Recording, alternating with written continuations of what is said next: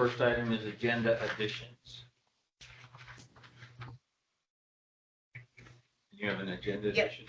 I have an agenda addition to the discussion of complaints.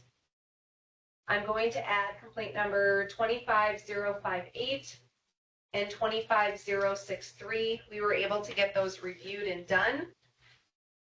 And so we'd like to add them to the list for today. That's all I have. Okay.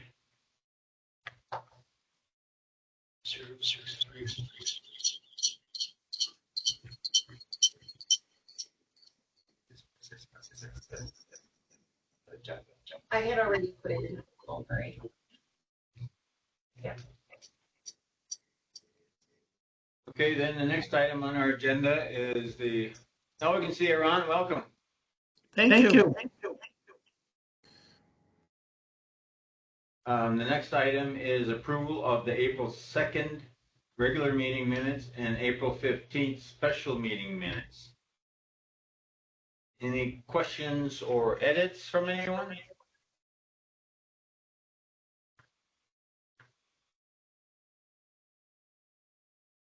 Okay, I'll entertain a motion for both sets of minutes.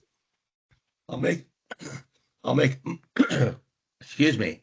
I'll make a motion to approve minutes from the Commission's April 2nd, 2025 regular meeting and the April 15th, 2025 special meeting. I'll second. Any further discussion? All right, all in favor, say aye. Aye. Opposed, same sign. All right, motion carries. The minutes are approved. Now we go into your section, Rebecca, which always starts with a budget report. I know. Guys, give us just a minute. We're having some technical issues. Okay. Okay. Are we good on the feedback though? Okay. All right. So I'm going to hand it over to Alicia to walk through our budget update as of March. Okay, our current appropriation for the 23-25 biennium is at $1,167,769. Expenditures in March totaled $47,290, bringing total expenditures for the biennium to $955,281, and leaving a remaining budget as of March 31st of $212,488.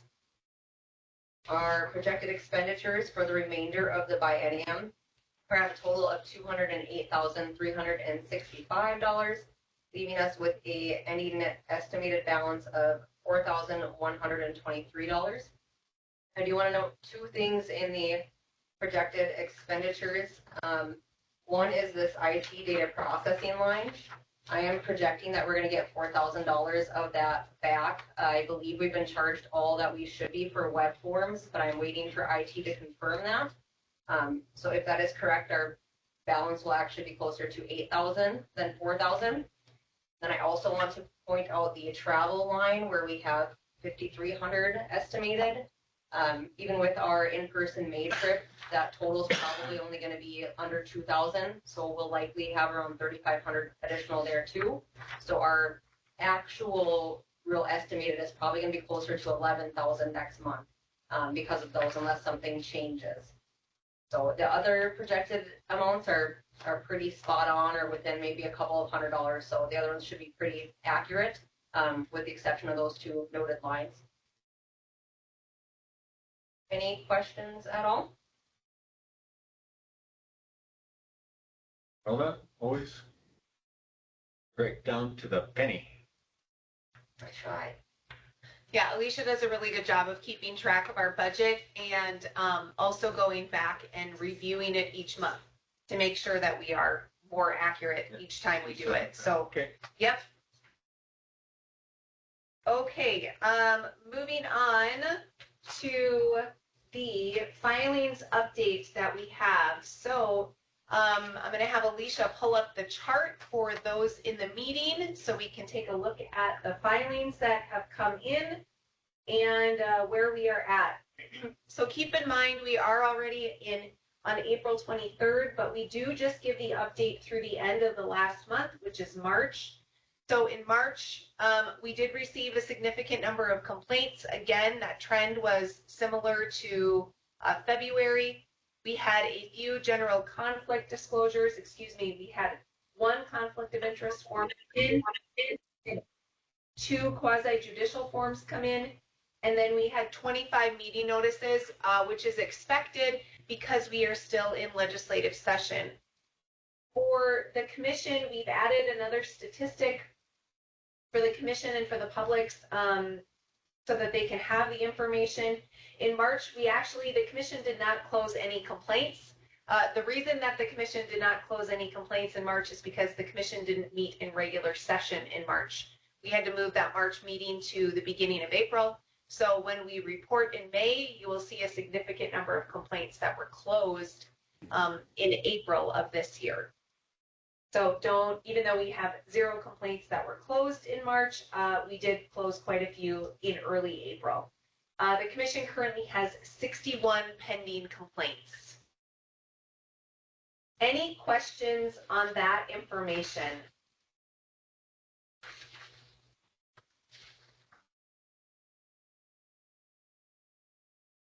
Okay, moving on, education and outreach. Education and outreach is going to be really short.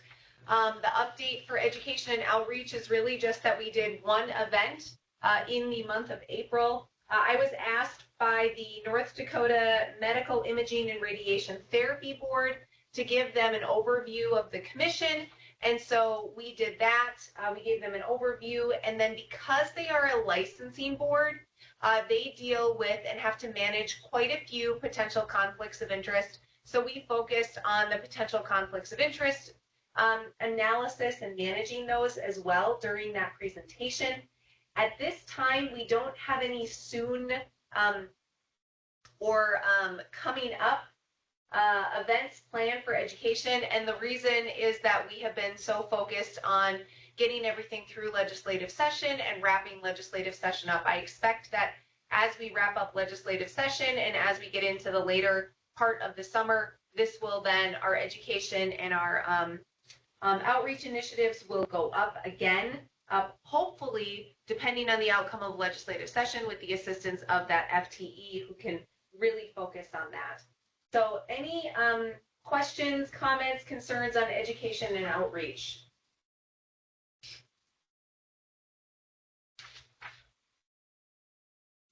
So moving on to policies and procedures, I do have a request or a few requests of the commission regarding the commission's policies and procedures. So those are going to be, we're going to start with the overtime and compensatory time policy. So that is attachment 5. So earlier, just not even a year ago in November of 2024, the commission adopted a comp and overtime policy for how we are going to handle those. And the reason that we did that is because we had non-exempt employees. Alicia and actually Patrick now as our intern are also non-exempt employees under FLSA. So we need to have a policy determining when they receive overtime and when they receive comp time. So in November, we adopted a policy, but what we did, or what the commission did, is they limited the overtime to 80 hours of overtime for non-exempt employees. And we limited, or the commission limited that to just legislative session. And what I'm asking the commission to reconsider is to not limit that just during session. What we've realized in a short amount of time since enacting this policy is, yes, we did use Alicia's overtime, in particular during legislative session, especially in the weeks that we had a lot of budget work. Alicia did work overtime, and so we used that overtime policy. But we also know that after session is wrapping up, and as we are continuing the work, we are going to likely want to use this overtime or a need for overtime at different times where we have high demand or time-sensitive work that needs to be completed. So I am asking the commission to adjust the overtime and compensatory time policy, really just to allow us to use it at the discretion of the executive director, but limiting it to 80 hours within a fiscal year. So that is what I'm asking. I can take questions, comments, concerns about why we need to do this, but I think it would be good to have that available, not just during legislative session.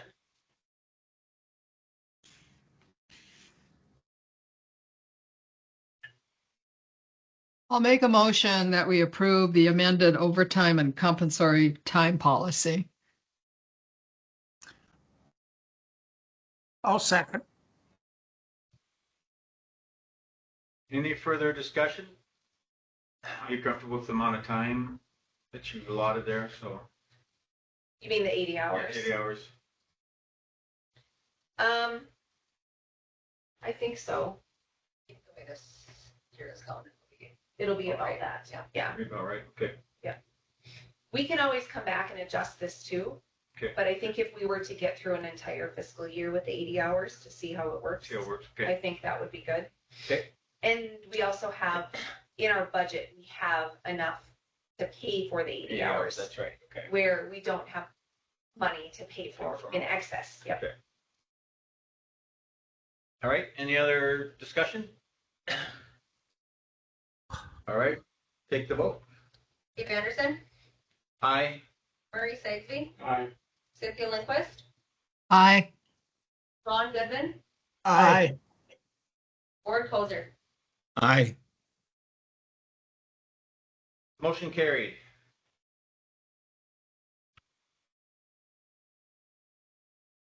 So the next policy item that I want the commission to have well, this is a new policy. This is not amending an old policy.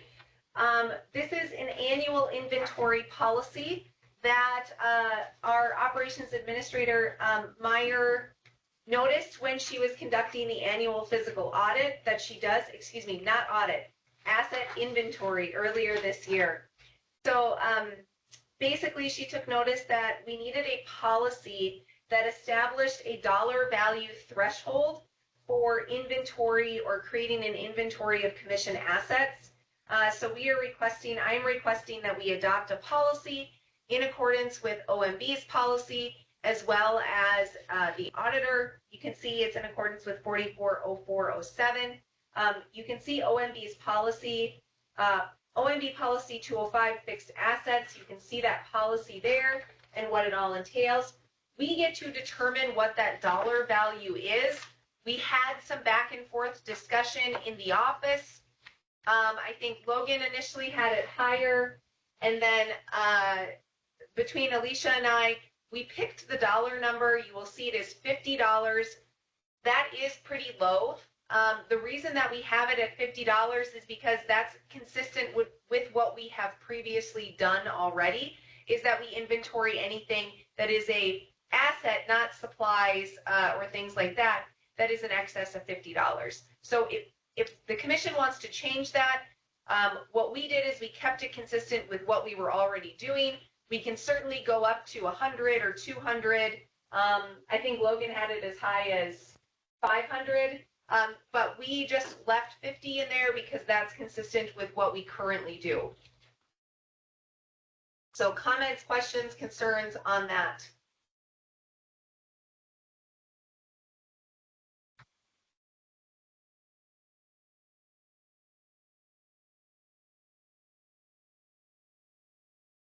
Any discussion from the group?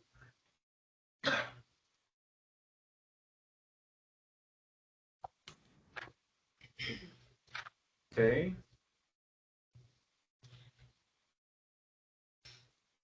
I'll entertain a motion to approve the annual inventory policy. So moved. I'll second it. Second.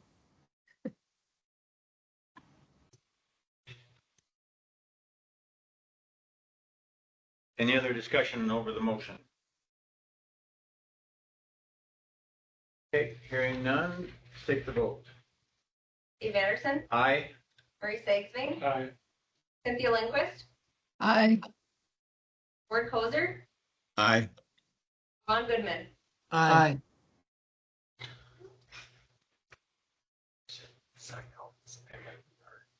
Is it our polycount? Okay. So we're having some echoing on our end. Just wait, Logan. And we're not sure why. So we're going to sign off and then we'll come back on. But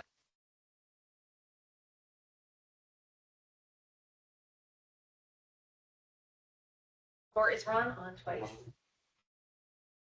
He's not in here though. He's not Still in on there twice. You can see.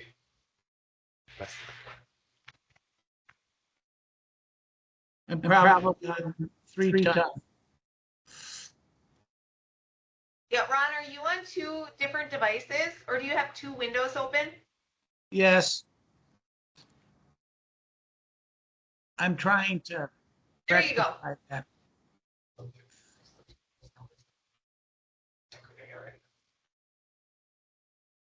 There we go. Okay, now say something, Ron. Hello. Okay, now we're good. Motion Okay, carried. Dave. Sorry for that interruption. Alicia, can you pull up our, I didn't include it as an attachment. Can you pull up the commission pay policy? Just policies and procedures. So there's another policy that I want to discuss. It is not the language of the policy, but it is the implementation of the policy that I want to clarify with the commission and then hopefully get a motion to clarify how we implement the policy.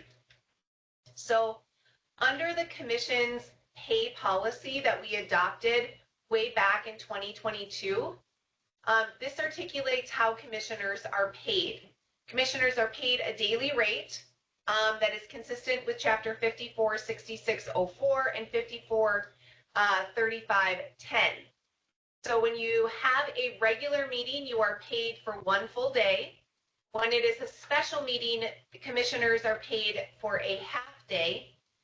But the D version of this, or Section D, this is for instances where a commissioner attends a meeting, event, or educational presentation at the request of either the executive director or the chair. And Section D, when we determined in the office how to compensate commissioners, I had been interpreting the definition of meeting very literally, that it was a called meeting or that it was one where we had more than one commissioner. A good example of this would be when we are coming to a legislative session, when we have 3 commissioners or 2 commissioners who are attending a hearing. However, that if we were to interpret it that narrowly, as I was doing, it wouldn't give full effect because those instances would also fall under Section C as a special meeting. So what we realized is that we were likely missing many of the events, meetings, or educational presentations that were in Section D. Specifically, there have been, I hold as executive director, whether it is with Dave or Paul previously, we do a pre-meeting the day before to walk through everything. And that is certainly a meeting, but we had not been compensating the chair for that meeting, but we likely under D should have. So there are also other instances where Dave or Murray or Ward, I think Cindy, I think you all have at some point or another been called into a meeting and you were reimbursed or you were paid for that time. And maybe it was at the request of myself or it was at the request of Dave. So basically what we have, there has not been a consistent application of that.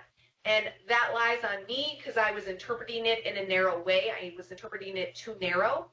So what we have done is we have gone back and evaluated for 2025 how to apply that consistently with a more broader definition of the word meeting. So what we can do, and we have talked with, is it OMB or HR? With Sherry, she with HR, right? Yeah. So we have talked with our HR folks that we can go back and we can still remedy that for 2025 through back pay. And I would like to do that. So we are applying the policy consistently, and it is for any meeting, not just a commission meeting, but something that a commissioner is attending at the request of either myself or Dave, whether it be legislative session, maybe it is a separate meeting with another office, or maybe it is something internally that we need to discuss, but just that we apply that consistently. So I'm asking that the commission authorize me to make the request of HR that we issue back pay for those meetings that occurred during 2025. We do have records of all of that, which is nice because we can go back and accurately get how much back pay there should be for each commissioner. And we also have the funds to actually pay that. I should make sure that that's clear. Any questions, comments, concerns on that one?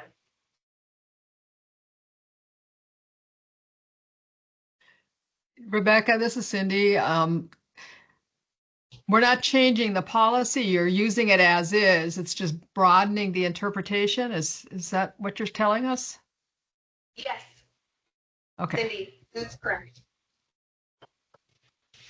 Specifically, I think the biggest instance, Cindy, is the pre-meetings that I do with the chair, that the chair and I do, that those are, that those have not been compensated. And under this definition, they certainly should have been. And then there are other instances where I think there's one for Ward that he did a meeting. And I'd have to go back and refresh my recollection on when those are. There's also instances that Murray has been taking legislative meetings and that he's been here at the Capitol. So we want to make sure that we're applying it consistently.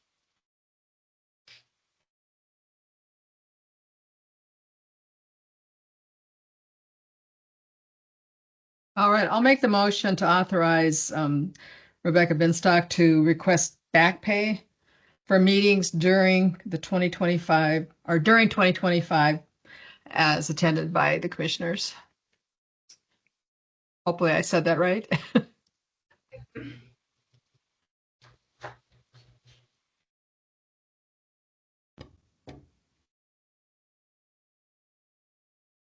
Second.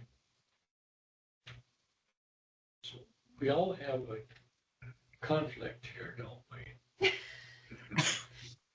Or we may have. I'll second it.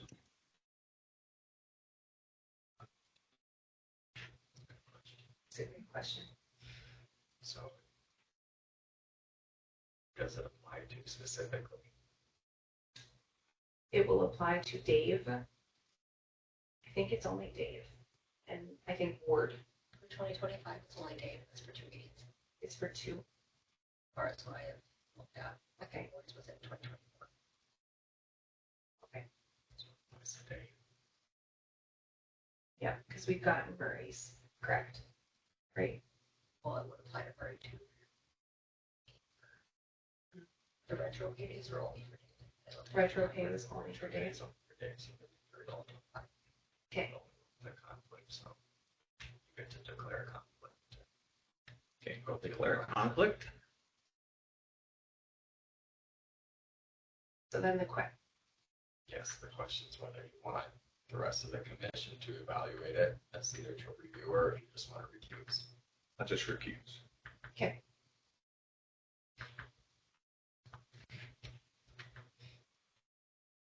So then Ward, as vice chair, can you call for a discussion and then a roll call eventually Okay, with Dave recused? you've heard the motion. Is there any more discussion on that? Hearing none, we'll ask for a roll call, please. Murray Sigsby, Aye. Ward Kozer, Aye.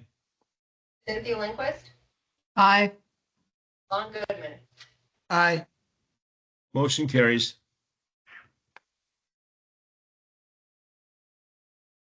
And then Dave will file the form on your behalf. Okay. We will do that. Okay. And then just to the other one, Alicia, if you could just go down to the media relation policy. This is not, it's another policy. I didn't include it in the memo, but this is more an informational note for the commission. We received a question about our media relations and how that works for the commission. And so I just wanted to do a quick refresher on the media relations policy. This was adopted in November of 2022. We kind of had a big swath of policies and procedures that we adopted in that month.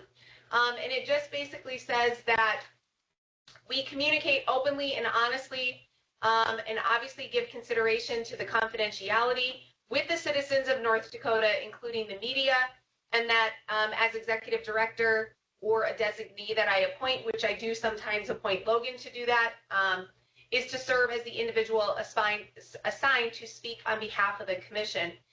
There is a portion of the media relations policy that is unwritten, and that is when I do receive either requests for an appearance where I am appearing on something, or they want somebody from the commission to appear, or if it is a statement that they want a formal statement from the commission, I just want to let the commission know. And just because we've gotten a question about it, is that I do run that by the chair. That is done in consultation with the chair. And so we did have a brief discussion about whether we should amend the media relations policy to be consistent with the practice of running it by the chair. But on advice of council, we decided to leave it the way that it is for now.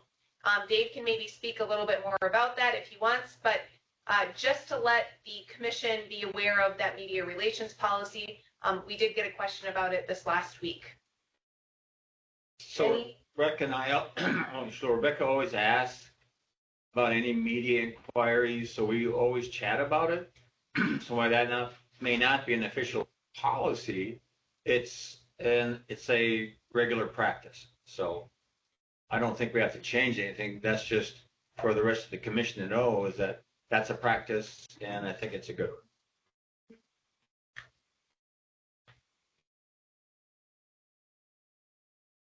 Any comments, questions, or concerns on the media relations policy?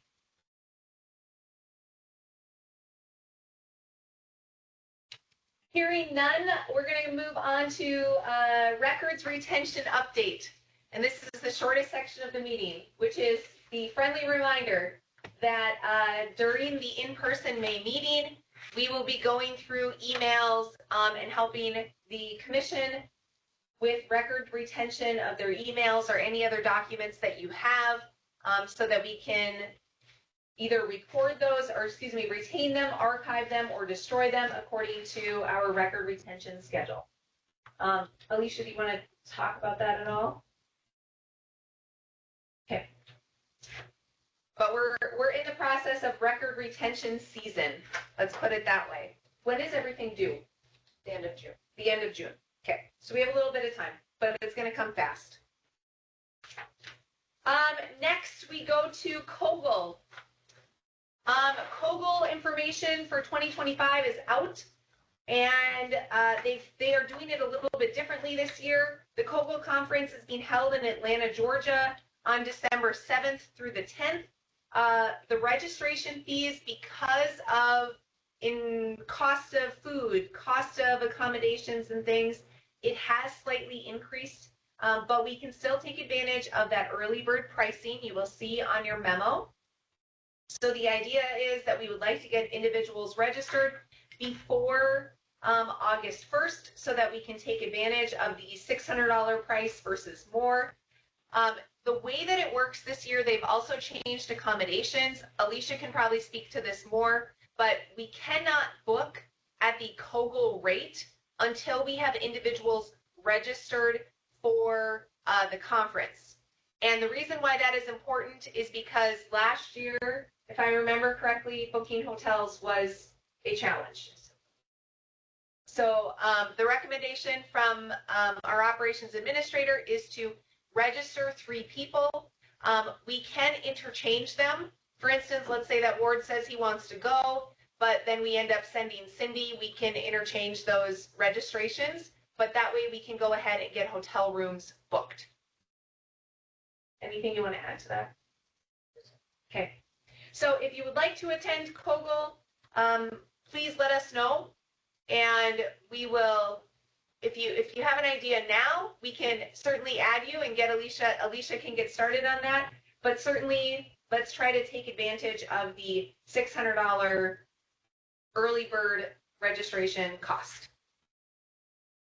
So does anybody have an idea about whether they would like to go or not?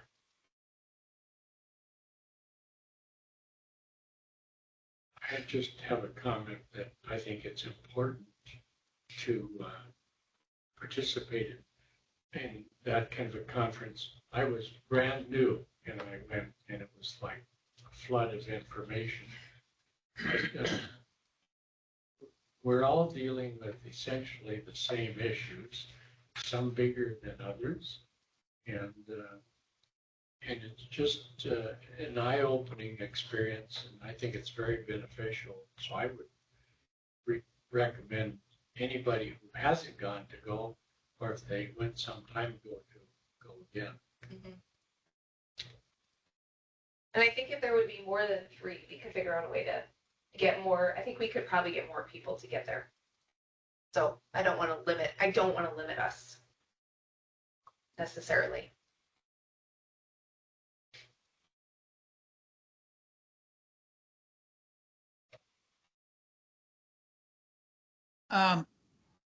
I know I've had my mic on again, so we're going to get some feedback. What I'm thinking, I won't say no at this point. Is that going to be in the next budget? Is that the money comes in the next budget, correct? So Ron, we could use, if we are booking hotel rooms now before the end of this biennium, can we use, no, we can't? We could Kogel registration fees, but hotels are charged Okay. at check-in and check-out, so. Do you want to, Alicia has an answer to that, Ron. Right, so if we register the Kogel registration fee, so that $600 a person would be charged right away, so we could use that this biennium. But hotel rates aren't typically charged right away, they're charged at checkout. So it wouldn't save hotel-wise, but it would help the registration fee. Yep. What about cancellation if you're pre-registered and you cancel? Kogel or a hotel? Kogel. So again, we asked to make sure instead of canceling, we can change names because there are fees associated with cancellation. I think even if you cancel the day after, you get charged $100 still. There's, depending on how close you are to conference, there's still a fee for canceling. But we could But we get can- some of it back. Some of it, yes, but that's why we had asked if we can just switch names instead. That way. Well, I'd be interested, but I can't say for sure now. Okay.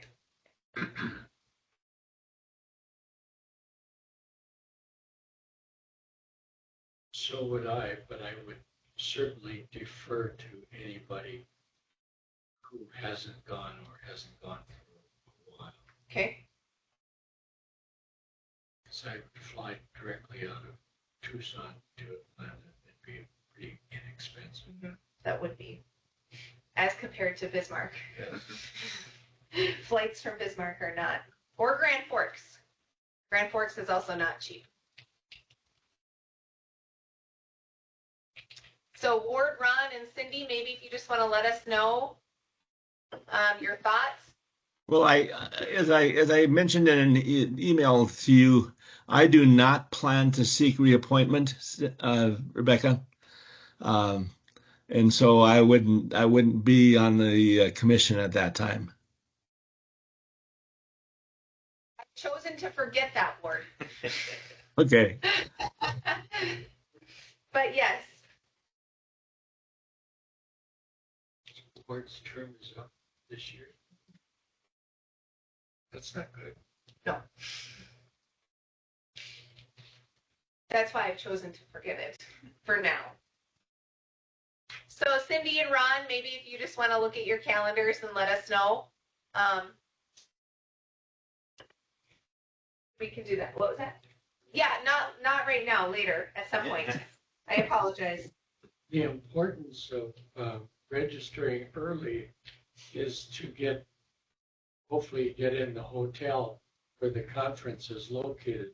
I registered late and I was only about a mile away, and it was in California, so the weather was moderate. And so I walked a mile each way a couple times a day, but it would be helpful to register early to get into the conference hotel. Mm-hmm. Yep. Well, if you are interested, let us know, hopefully before the end of the biennium. Okay, moving on to legislative bills that are affecting the Ethics Commission, either directly or indirectly. This is item number 5 on the agenda. I guess I'm done with my report, Dave. Okay, sorry. Let's move on. Good. So Senate Bill 2004, I'm actually, this is a short, I think at the last meeting, the commission went over where we were at on Senate Bill 2004, which is the budget bill. The conference committees, the Senate did not confer with the House's amendments. And so now we go to conference committee. That has not yet happened. The conferees from the Senate were appointed when we last met last week. The conferees from the House have yet to be appointed. So when that does happen, though, there will be meetings or conference committee meetings. We anticipate that will happen over the next week. There is some idea that the legislature would like to wrap up midweek next week. So in the next few days, this will be fast and furious, and we will be here for it. As far as the priorities, we have stuck to what the commission has outlined last week, that getting the FTE is a priority, ensuring that we have a workload increase for our operations administrator is a priority, and removing the 180-day limitation or deadline is a third priority. And so that is what we are working with, and we will make sure that we have discussions with the conferees that are on that committee. Any questions?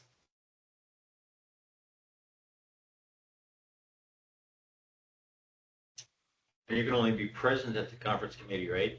And if they have a question for you, then you can speak, but otherwise, it's just, you can observe. That's correct. Yep. We do not get an opportunity to be heard unless asked by a conference committee member to come up. But we can talk to them outside of the committee hearings. We may also reach out to some commissioners and have you speak with some of the conference committee members as well. But we are working diligently on making sure that they are all well informed as they go into that committee work. Any additions to that? House Bill 1601. This was a bill that was introduced. The commission was not originally included.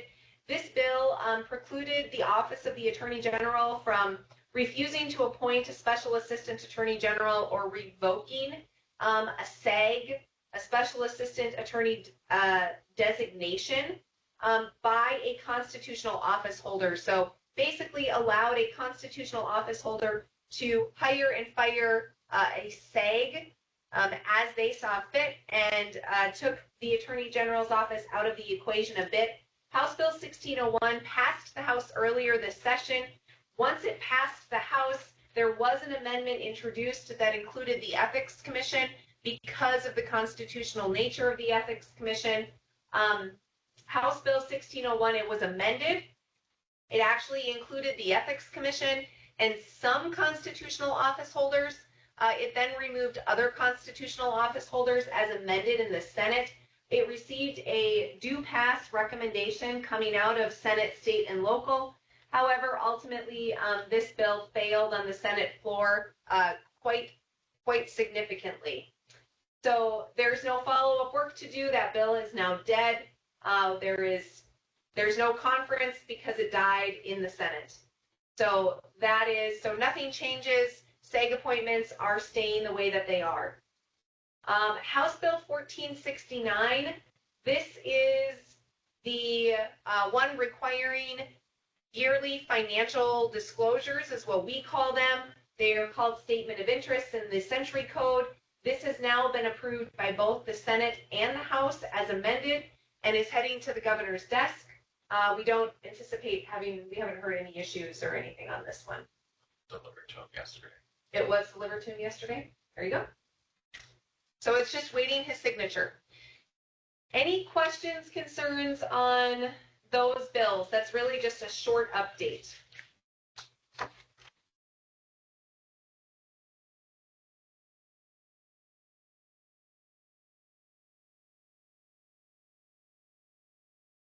Okay.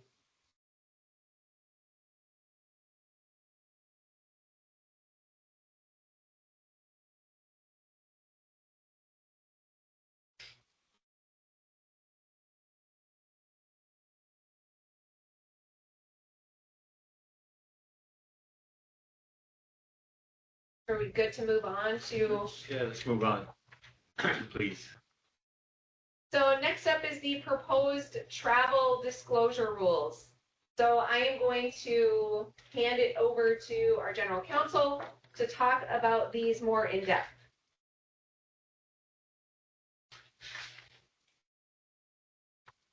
Okay, I guess earlier this month at our March/April meeting, the commission discussed the rules. I had previously updated the draft to include policy monitor travel. I walked you through it then on the definitions. Since that time, and I guess at that earlier meeting, there was some discussion about what the fines on the next page were set at. We'll scroll there. The commission discussed perhaps changing these before going into the rulemaking process. I wasn't sure what direction the commission wanted to go in, but so I didn't change what they're currently set at. I have additional information to help you make that decision if you want to change them. But you can also go into the rulemaking process without changing them and then change it on the back end.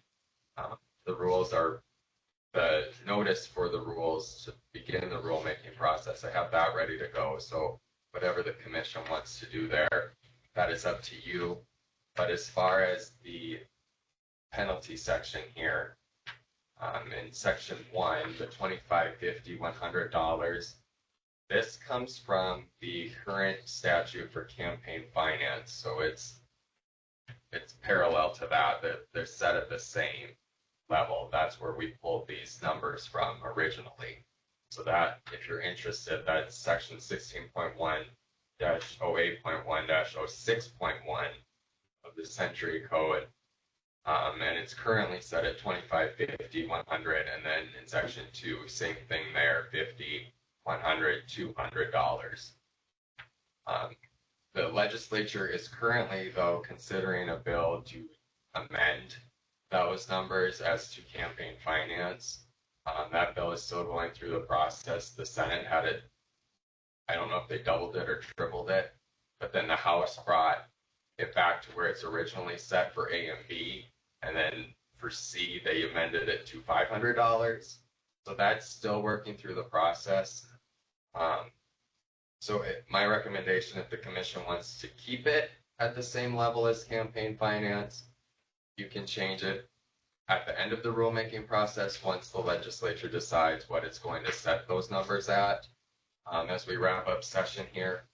Or you can change it now. You're not beholden to what the legislature sets for campaign finance, so it's really up to your decision on what you want to do there with those numbers. And then we talked about this briefly again, at our earlier meeting 3 there, if you're not reporting policy monitor travel, so that's not what the rule adds. The rule adds third-party funded travel. Policy monitor travel is what public officials should already be reporting pursuant to OMB policy or pursuant to a policy of their agency. This just adds a penalty if they're not doing what they're already supposed to be doing. We set at $100 in the draft rule. 4 is the new one since the last meeting. And there was some discussion if somebody is intentionally or knowingly trying to cover something up and not file a travel disclosure statement, or they're not reporting something as they should under OMB policy. They're trying to circumvent the rules and policies. What should the penalty be for that? So we added that subsection 4 there and set that one at $500.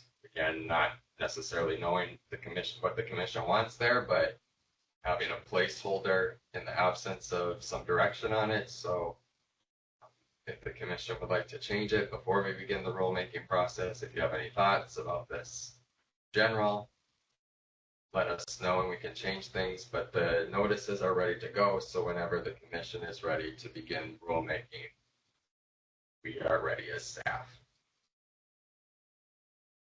So the current rates were used from what example? From the campaign finance. Campaign finance, okay. So I kind of like the idea where we're consistent with what's already out there. And I'd kind of like to wait if the legislature is looking at maybe changing that, I would kind of like to wait until that happens or doesn't happen so that we can remain consistent. Then if we find that it's just too small an amount, like Rebecca and Logan have said, we can always change that at the back end of the rulemaking process. But I would like to see if there's any comments about that. If we get a bunch of comments that these are too low, or if we get no comments. But I like the idea that we're consistent with campaign finance. I have a question about paragraphs 3 and 4. If a public official fails to report, how would the Ethics Commission know that? And I assume it would be somebody filing a complaint. There's 2 ways that the commission could learn about it. It wouldn't necessarily have to come in directly as a complaint. You could learn it through outside channels. Maybe there's some reporting on it. You might become aware of it that way.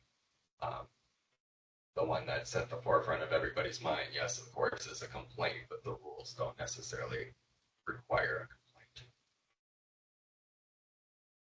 But isn't the legislature, the statute really doesn't allow the Ethics Commission to, on its own, initiate a proceeding, right? Depends, Mark. Depends. But let's say that a complaint is filed because a public official fails to report, then that triggers the entire complaint process, right? Yes. And so you could go through weeks or months of investigation and the process and spend $10,000 in employee staff expenses and come up with a $500 fee, which the person may refuse to pay, and then go through the entire collection process. At the end of that process, assuming that the commission rules that you failed and you failed to file and you have to pay, is that posted on the website any place? Yes. So in the current complaint process, there's a report and recommendation that goes to the commission at the end of an investigation. So if the commission finds a violation, that report and recommendation, along with the commission's order, would be posted publicly on the website.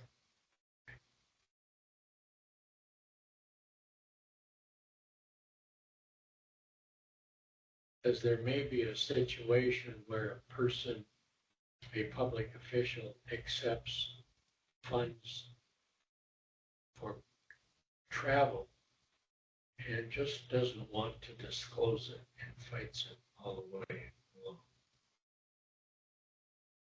Hypothetical. Yes.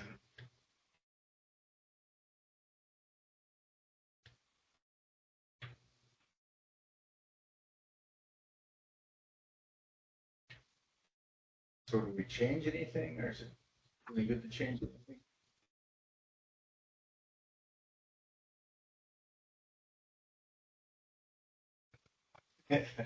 Or wait? Because- I mean, because if it's a knowing violation, it seems to me that a $100 or $500 or $500 fee is really not very much. And if you're going to get challenged by somebody for filing for enforcement of a $500 fee, you're going to get challenged for a $10,000 fee too. Both, right? Mhm. Yeah, and Murray, just for your information too, 3 and 4, that's not from campaign finance. That's just specific to this because Okay. of those 2 instances. So if in the campaign finance, if they fail to file, then what happens to them? Well, if you go back to it's not filed, so it'd be 1C. You have certain timelines, 6, 11 days, but if you just fail, let's say it's day 300, well, what you can apply is only $100. So we separated that out based on the commission's discussion, that there's concerns if you're knowingly not filing it, you're failing to file it, because you're trying to hide something, potentially, then it should be higher. So that's why we separated out 4 and assigned the 500. We weren't sure what to put it at. Just campaign finance looking at changing that? There is a bill to change The number. the numbers as if you look at the statute, maybe I should put it up, but if you look at the statute, it looks essentially like 1 and 2, just a little different verbiage for campaign finance. And then it's separated out with the 25, 50, 100, and then in 2, 50, 100, 200. The way the bill currently looks, and that's Senate Bill 2156, if anybody's interested in looking at it, the House amended it back to what is currently in statute. I forget what the Senate put it at, but the way the bill currently looks, it's 25, 50, 500, and then 2 is 50, 100, 500. I'm not sure what it'll look like I can't predict the future, but. No. In the Bar Association, if there's an ethics complaint and the finding is against the respondent, they've assessed a fee for all of the expenses of the organization. That's correct. They do that. Mhm. That is a section that we could add, and we could even do it as a may, giving us the discretion to do that. And that might be a discussion larger than just the travel. Yep. Because we have other investigations that Yes. we do. But there have been people saying that the commission doesn't have the authority to assess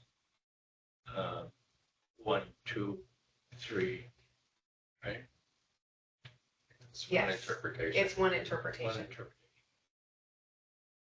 So my thinking, I'm just thinking out loud here. My thinking is that if you're going to get challenged on $500, why don't you just assess the full fee for all of the expenses that have been incurred for a knowing violation? No, for an inadvertent violation, I can understand that. Really, I can't understand it. But if a public official knowingly takes a trip from a third funded by a third party and knowingly fails, that person could just pay a $500 fee as a cost of doing business, which would likely be paid by the third party. So, I've been thinking. Yep. So can I throw out just another idea, kind of to bounce off of what Marie just, so in the gift rules, what they do is if there is a knowing acceptance of a gift, right? They double the value of the gift. So that could be an option in this knowing section as well, that you value the double the value of the trip. So if the hotel, But I'm guessing Logan's gonna tell me we can't do that for some reason. Not necessarily. In some instances, it may overlap with the gift rules. That's true. So if it's a gifting violation on top of a travel disclosure violation, you already have the double of the travel plus the $500 for you not filing it in the first place. There can be 2 violations associated with your example. Okay.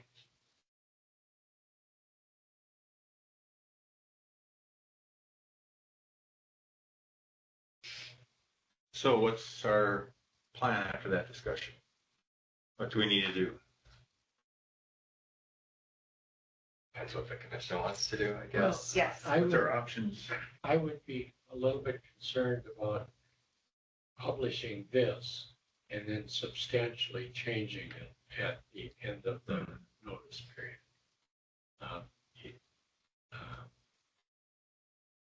I just think that a knowing violation for a $500 penalty for an egregious accepting is not enough. But like you said, it's also a gift, and so there's a It could be, yep. and somebody could also challenge whether you could assess penalty for that. Yes.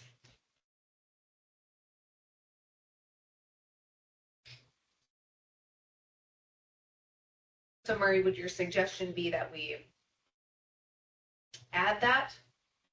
And I guess what's the wishes of the commission? Do they want us to add that? May assess fees that are associated with the investigation in attached to section 3, a knowing violation.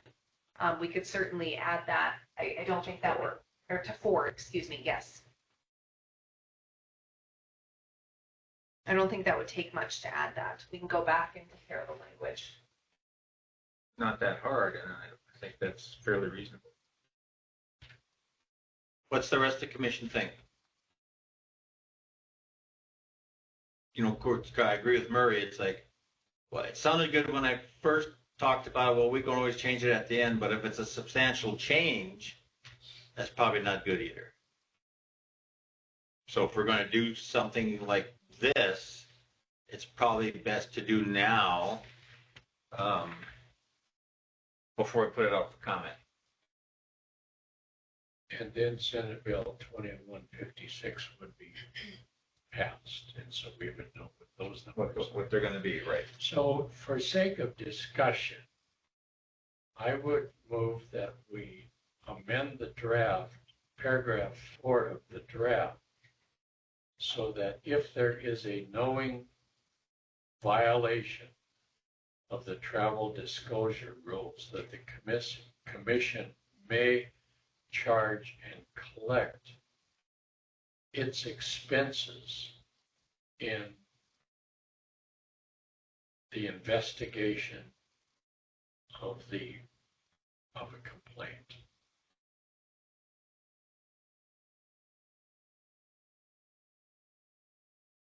Do I have a second for that? I'll second, and I agree with it too. Any other discussion? Okay. Let's call the vote. Dave Anderson, Aye. Murray Seigsveen, Aye. Ward Kozer, Aye. Cynthia Lindquist, Aye. Ron Goodman. Aye. Motion carried. Thanks for that input. I'll do more research, revise it, watch 2156 and have it ready for the May 7th meeting. Okay. So do you want us to change I want to just clarify, whatever the dollar amounts end up in 2156, is that what the commission wants us to match then? Other than subsections 4, 3, and 4? For 1 and 2? I think it should parallel, just like Okay. Dave said. Okay.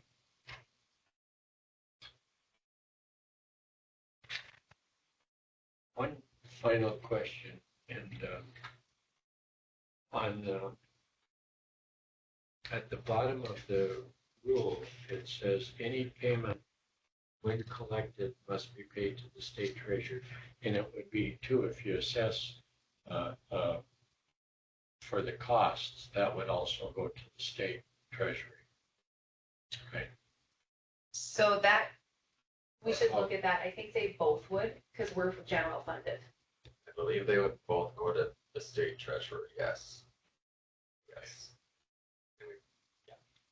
We may have to change the wording on that section. That's also from the statute. Thank you. I don't know where off the top of that information.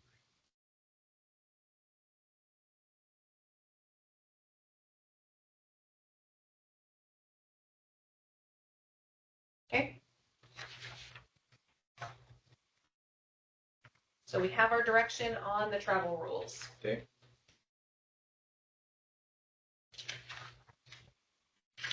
So the next item on the agenda are the complaints. Are we ready for that? I think so. Okay.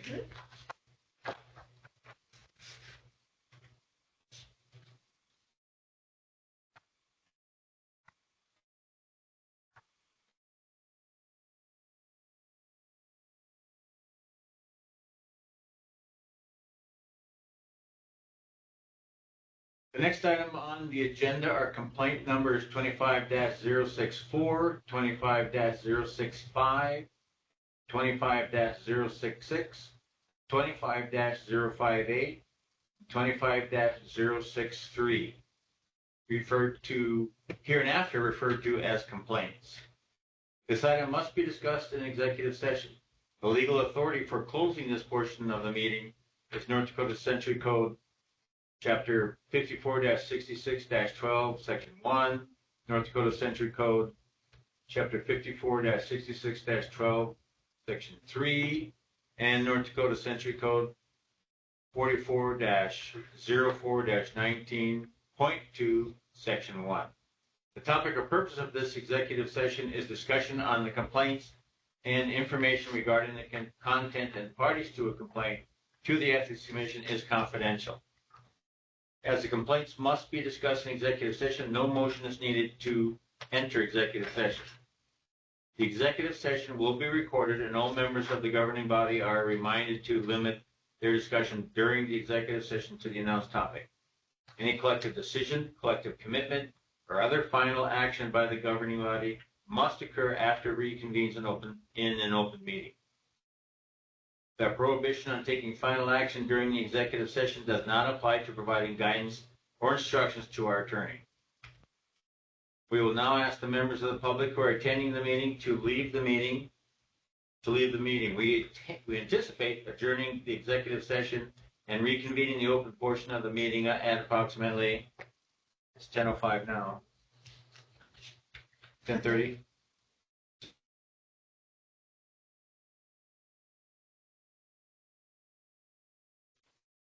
The minutes will show that the executive session began at 10:05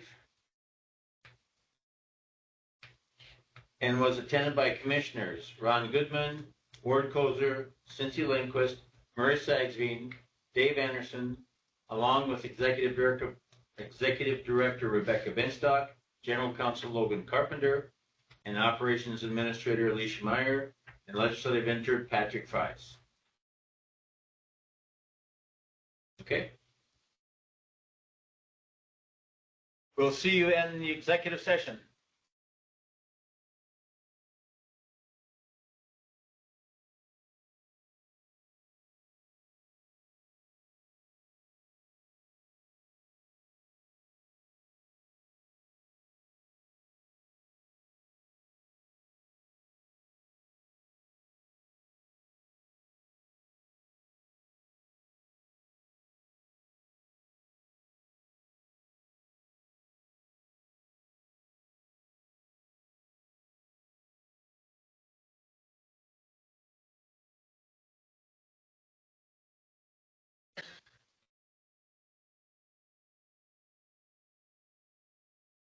Waiting for Ron.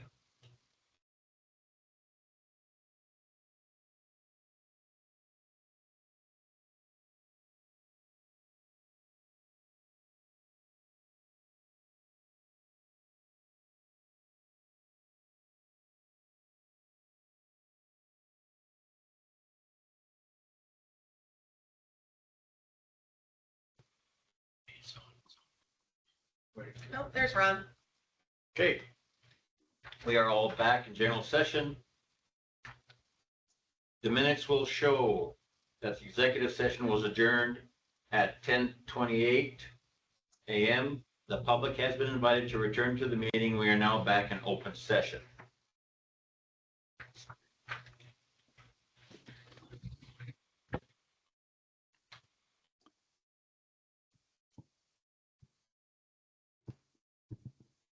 Okay, regarding complaint number 25-058. I'll make the motion that Executive Director Binstock to summarily dismiss complaint number 25-058 for failing to comply with North Dakota Century Code 54-66-01, Section 2, and the Commission's rules.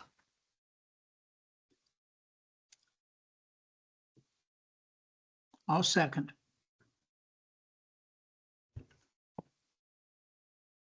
Okay, call the vote. Dave Anderson, Aye. Murray Sagsveen, Aye. Cynthia Lindquist, Aye. Ward Kozer, Aye. Ron Goodman.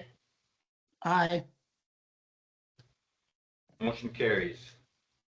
I'll make a motion that we direct Executive Director Binstock to summarily dismiss complaint number 25-063 for a lack of personal jurisdiction.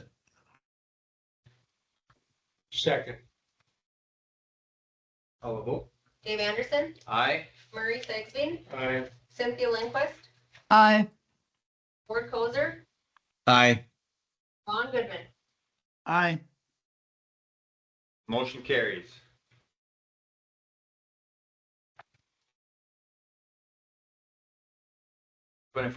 (25-064).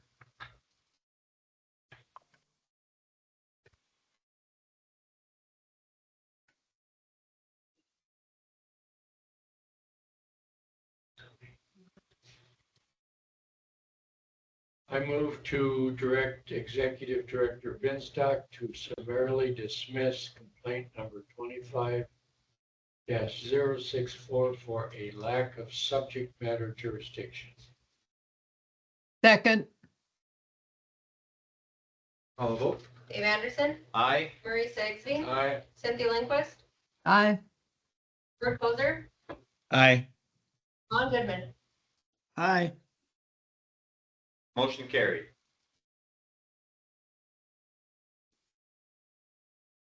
Complaint number 25-065. I'll make a motion that we direct Executive Director Binstock to summarily dismiss complaint number 25-065 for a lack of personal jurisdiction.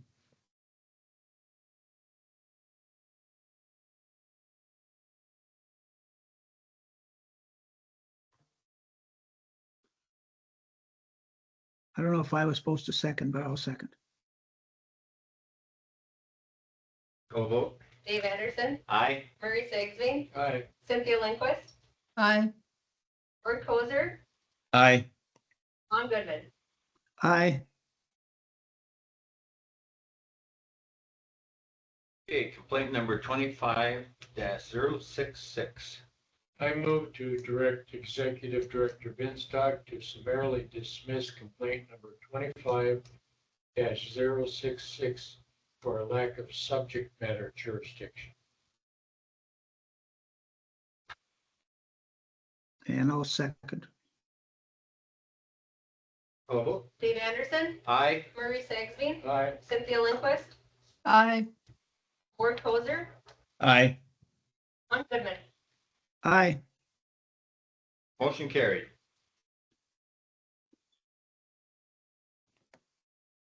Okay, that finishes our complaints.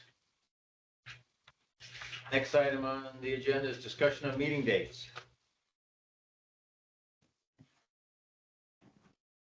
So the memo has suggested dates for July through November. So for December.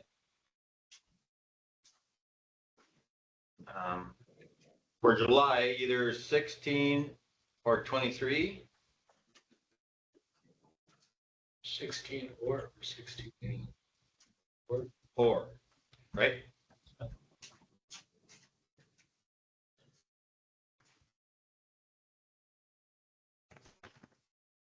Yeah, I prefer the 16th for July, if possible.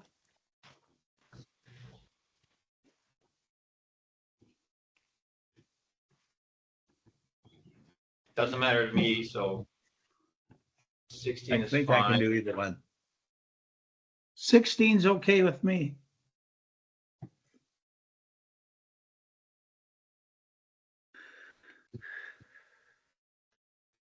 Okay, then for July, That was July. 16th. All right, for August, 20th or 27th. Either one works for me. Yeah. I can't do the 20th, but I like 27th is 27th's okay.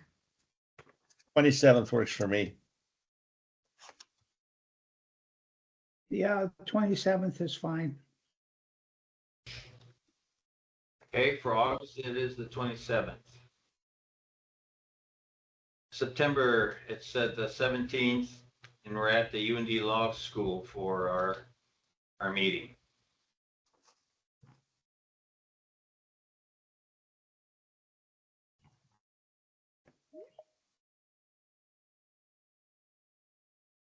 It's a one-day meeting.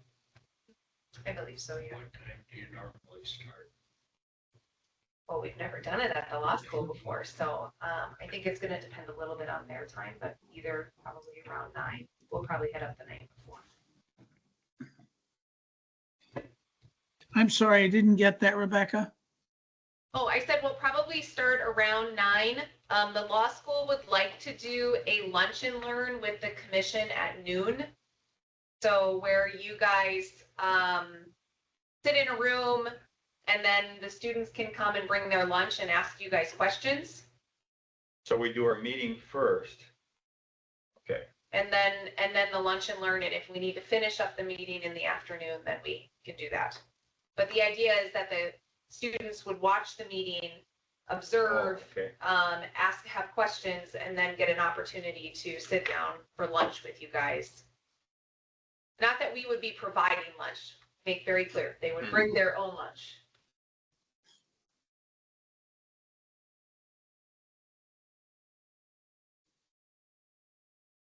Okay, then October.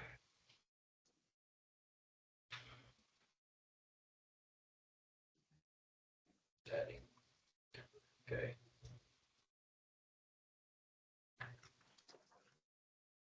They're 15 or 22nd.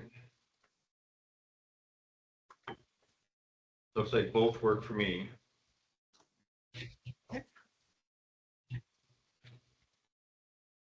Both for me. Anybody got any issues with one of those dates? 15th is my wife's birthday. Does that matter? Doesn't matter for me. Well, if you're taking her on a trip around the world, it would be a conflict. No, I'm not taking her anywhere. She doesn't deserve to go anywhere.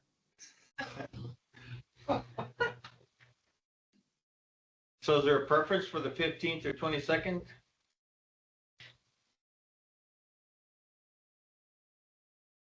We were in the 17th before, so I think either one would be fine. Alicia, do you have a preference based on, okay. if we go with the 15th, that's about a month later, so 15th? So 15th.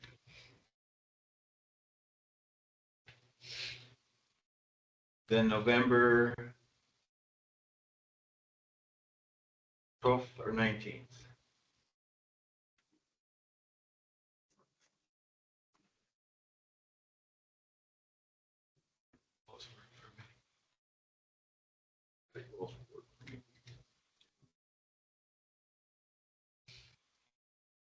Any preferences for November?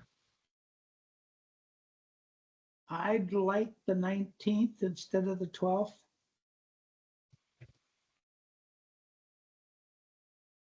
Okay, could everybody make that?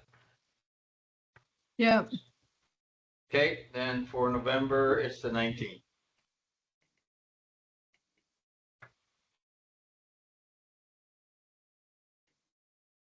December 17 works for me. So we only listed one date in December because of Kogel.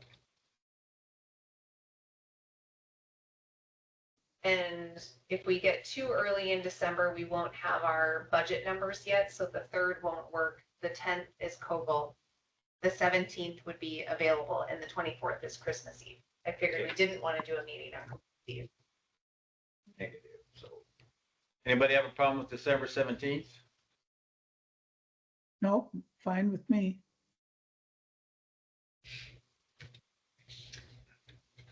I'm also just gonna, because of what Ward said earlier in the meeting about not renewing, I'm just gonna make a note that our internal policies, I believe, are that commissioners stay on until they're replaced. So Ward, you still may be on in September or October, depending on the consensus agreement of our 3 decision makers. Yep. That's fine. I think Cindy had to do that for a while as well.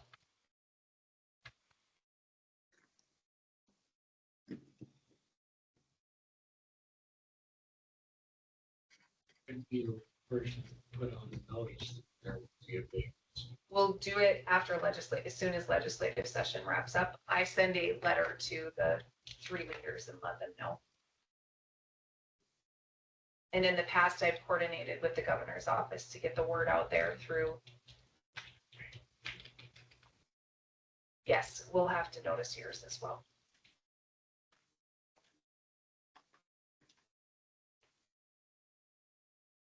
Okay. Okay, any further business? Any further business from the commissioners?